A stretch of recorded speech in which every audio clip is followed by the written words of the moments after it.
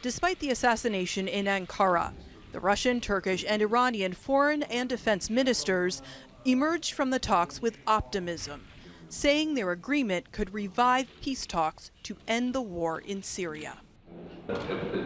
It's a good moment for us to understand that it's time to provide help for the Syrian people and start talks to find a political solution, considering there's no military solution to the Syrian crisis, only a political one.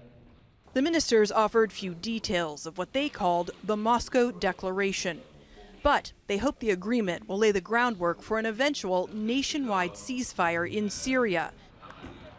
It would also ensure a faster delivery of humanitarian aid to Syrians who desperately need it.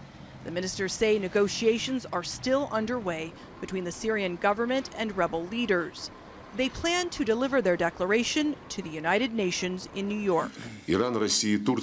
Our countries are deeply confident that this agreement will help provide a necessary impulse for the renewal of the political process in Syria, in accordance with the United Nations Security Council Resolution 2254, which is the agreement that the Syrian government and the opposition are working on at the moment.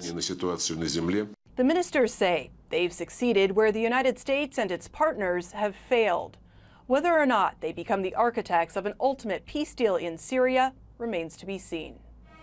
Shortly after the trilateral discussions ended, the body of Ambassador Andrei Karlov made its way home to Moscow. First of all, let me condemn once again the criminal act of killing Mr. Karlov. He was a high-class diplomat who was doing his duty at a very high professional level. Throughout the day, Russian mourners delivered flowers to a makeshift memorial outside the foreign ministry. Our government should take care of its people, its diplomats. This is unacceptable.